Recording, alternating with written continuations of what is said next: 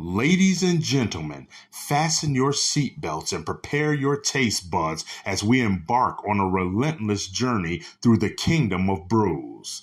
Welcome to the realm of intoxicating flavors and head-banging beer reviews. What's up, everybody? It's the Ginger Yeti. I'm hanging out at home. It's another cold winter evening here in Cleveland. And what better thing to do than to drink some beers and stay inside? So what I have for you today is the Modelo Negra. Now, most people know the Modelo Especial. I drink that sometimes. It's not a bad beer if you're looking for Mexican beers. I think it's better than Corona.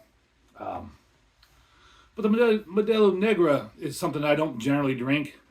I don't see it a lot. I know some of the Mexican spots I go to have it.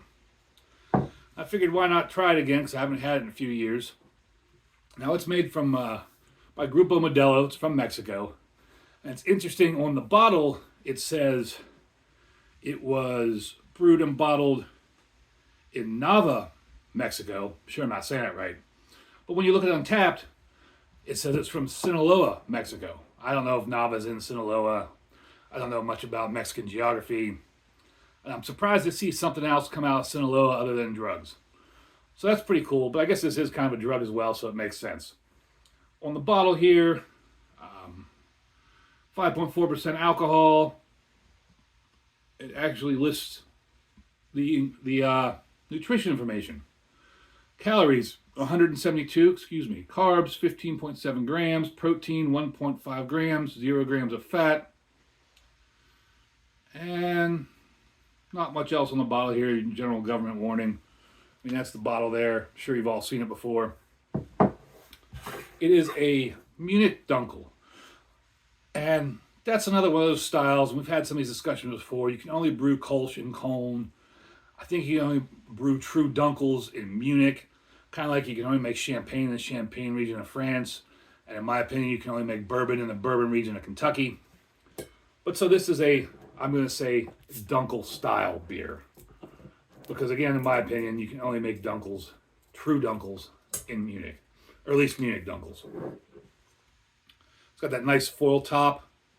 On Untapped, it's at 3.31 with 274,000 check-ins, if I can read my writing correctly. Hope that's a 7 out of 9. My writing's atrocious, and my notes. On Beer Advocate, it gets a 77 okay with 3,866 check-ins. That's kind of a lot of check-ins for a macro on Beer Advocate. It's got a nice white head, about a finger's worth, medium-sized bubbles, kind of fizzing away there. Not much carbonation to speak of, though, in the glass. I mean, you got some tiny, fine bubbles. And that's a nice, dark amber color.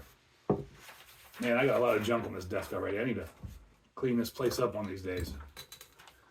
On the SRM chart, that's probably a 17. I'm going to give that a 17. As far as smell,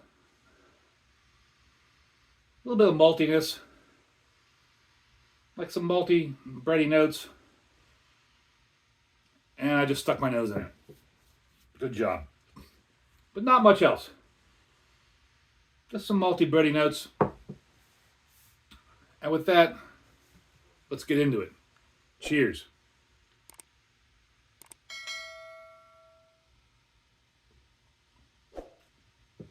First of all, I'm surprised that the carbonation comes through in the mouth. It's not a lot. It's not offensive or oppressive or anything like that. But compared to not seeing very much carbonation in the glass, I was just kind of shocked at the amount of carbonation in the mouthfeel. Again, not that it's a huge issue.